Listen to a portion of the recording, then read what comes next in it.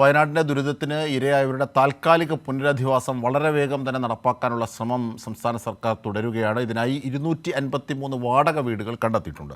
താൽക്കാലിക പുനരധിവാസം വേഗത്തിൽ പൂർത്തിയാക്കുമെന്ന് മന്ത്രിസഭാ ഉപസമിതിയും അറിയിച്ചു.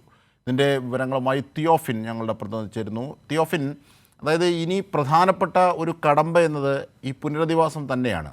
ഇപ്പോൾ കഴിഞ്ഞ ദിവസങ്ങളിലൊക്കെ മന്ത്രിസഭാ ഉപസമിതി ഈ ക്വാർട്ടേഴ്സൊക്കെ PWD അടക്കമുള്ള ക്വാർട്ടേഴ്സുകൾ പരിശോധിച്ചു. ഇങ്ങനെയൊക്കെ 253 വാടക വീടുകളാണ് ഇപ്പോൾ ക്രമീകരിച്ചിരിക്കുന്നത്. ഇത് ഏത് പ്രദേശത്തേക്കാണ്?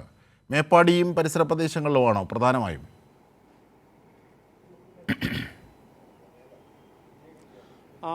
അജിംഷാദ്, വിവിധ സ്ഥലങ്ങളിലായിട്ടാണ് ഇങ്ങനെ വാടക വീടുകൾ കണ്ടെത്താൻ കഴിഞ്ഞിട്ടുള്ളത്.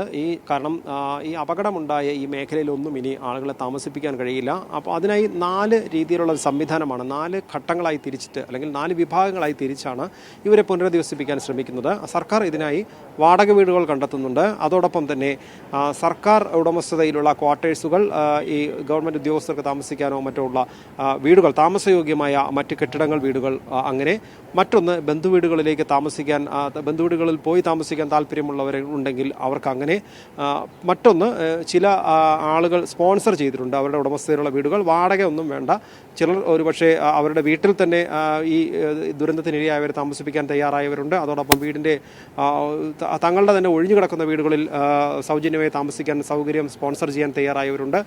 വീടുകളുടെ ഒരു മുകളിലത്തെ നിലയോ അല്ലെങ്കിൽ മുറിയോ അങ്ങനെ കൊടുക്കാൻ തയ്യാറായവരുണ്ട്. അപ്പോൾ അത്തരത്തിൽ സ്പോൺസേഡ് വീടുകളിൽ, സ്പോൺസർ ചെയ്യുന്ന വീടുകളിൽ താമസിക്കാൻ തയ്യാറുള്ളവർ, അങ്ങനെ 4 വിഭാഗങ്ങളായി തിരിച്ചാണ് ഈ അടിയന്തരമായി തന്നെ പുനരധിവാസം നടപ്പിലാക്കുക. തെരച്ചിൽ ഏറെക്കുറെ അവസാന ഘട്ടത്തിലേക്ക് എത്തിയിരിക്കുന്ന സാഹചര്യത്തിൽ സർക്കാരിന് മുന്നിലുള്ള ഏറ്റവും പ്രധാന ലക്ഷ്യമെന്ന് പറയുന്നത് ഈ ക്യാമ്പുകളിൽ കഴിയുന്നവരുടെ പുനരധിവാസമാണ്.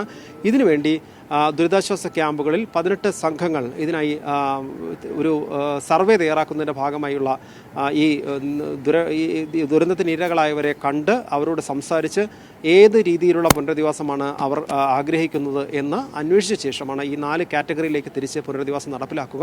വാടക വീടുകളിൽ പോയി താമസിക്കാൻ തയ്യാറുള്ളവർക്ക് വേണ്ടിയിട്ട് 286ഓളം വീടുകൾ ഇപ്പോൾ കണ്ടെത്തിയിട്ടുണ്ട്. 253 വീടുകൾ, ഇതുകൂടാതെ തന്നെ തദ്ദേശ സ്ഥാപനങ്ങൾ കണ്ടെത്തിയ വീടുകളുണ്ട്, വിവിധ വകുപ്പുകളായി കണ്ടെത്തിയ വീടുകളുണ്ട്. ചിലർ സ്വമേധയാ തന്നെ തങ്ങളുടെ വീടുകൾ സർക്കാർ പുനരധിവസിപ്പിക്കാൻ ആവശ്യമെങ്കിൽ അങ്ങനെയുള്ളവർക്ക് നൽകാൻ തയ്യാറാണെന്ന് ഒരു ഏറെക്കുറെ 100ഓളം പേർ അത്തരത്തിലും അറിയിച്ചിട്ടുണ്ട്. അങ്ങനെ നിരവധി വീടുകളും ഇതിനായി ഒരുക്കിയിട്ടുണ്ട്. ഇനി സർക്കാരിനെ സംബന്ധിച്ച് ഇതിൽ നിർബന്ധപൂർവ്വം ആരെയും ഒരിടത്തേക്ക് മാറ്റാൻ കഴിയില്ല. ആരെയും വാടക വീടുകളിലേക്ക് നിർബന്ധിച്ച് മാറ്റില്ല, ഈ ബന്ധുവീടുകളിൽ പോകണമെന്ന് ആരെയും നിർബന്ധിക്കില്ല. പക്ഷേ ദുരിതാശ്വാസ ക്യാമ്പുകളിൽ നിലവിൽ പലയിടത്തും ക്യാമ്പുകൾ പ്രവർത്തിക്കുന്നത് സ്കൂളുകളിലും അതുപോലെയുള്ള സ്ഥാപനങ്ങളിലെ കെട്ടിടങ്ങളിലുമാണ്. അപ്പോൾ ഈ സ്കൂളുകൾ തുടങ്ങേണ്ട ആവശ്യമുണ്ട്. വളരെ വേഗം തന്നെ ക്യാമ്പുകളിൽ നിന്ന് ഇവരെ മാറ്റണം.